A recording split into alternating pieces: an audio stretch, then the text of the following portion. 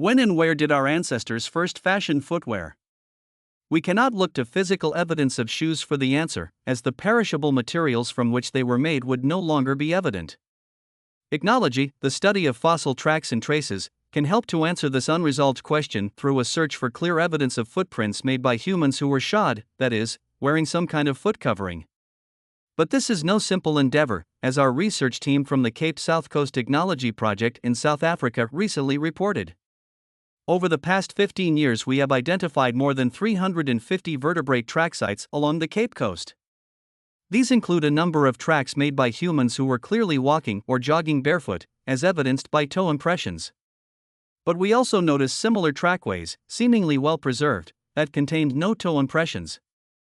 Realizing, too, that very little research has been done about when humans first fashioned footwear, we decided to investigate further.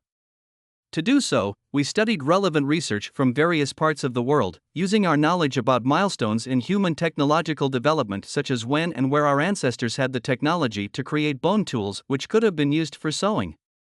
We also considered the areas where ancient hominin tracks have been reported. This revealed that there are two prime places on the planet to look for footprint evidence of early shod hominins: Western Europe and the Cape Coast of South Africa. We followed up with a little crafting of our own to create the types of footwear that might have been worn.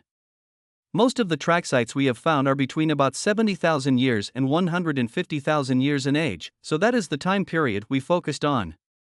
Our findings, recently published in the journal Ichnos, suggest that there are at least 3 track sites on the Cape South Coast that might have been made by shod humans. A fourth site unfortunately rapidly deteriorated in quality and slumped into the sea. The global record of sites attributed to shod track makers is sparse. Until now, only 4 sites older than 30,000 years have been postulated, all from Western Europe, including a Neanderthal site. Though the evidence is not conclusive, we are excited about our discoveries. They support the notion of Southern Africa being one region where human cognitive and practical ability developed a very long time ago. The study.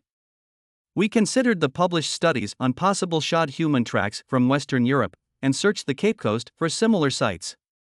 Today, the ancient dune surfaces our ancestors walked along are cemented and preserved as eolianites.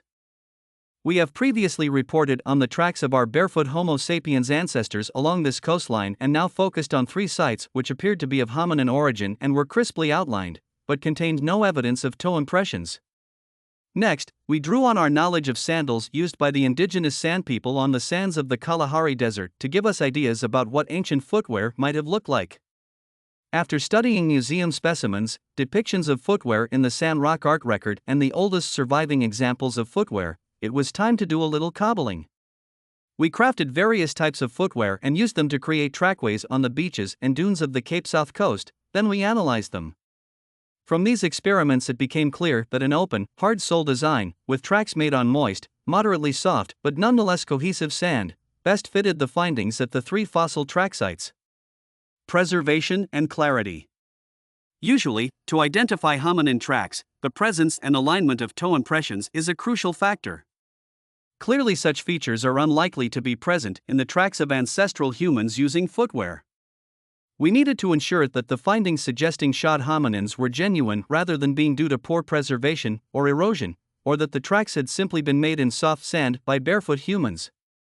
Crisp track margins therefore became an essential feature at our 3 sites.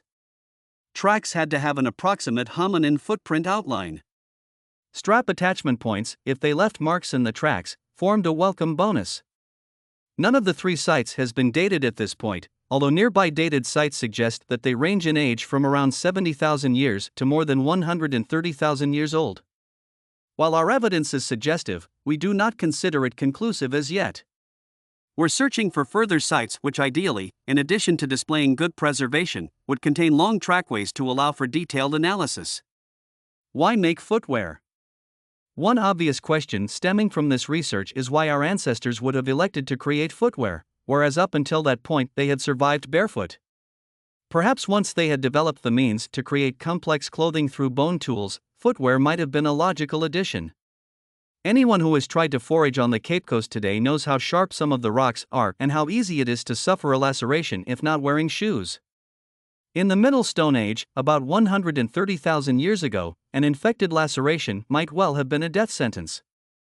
Protection from extremes of heat and cold might also have been incentives, and the use of footwear might initially have been occasional or intermittent.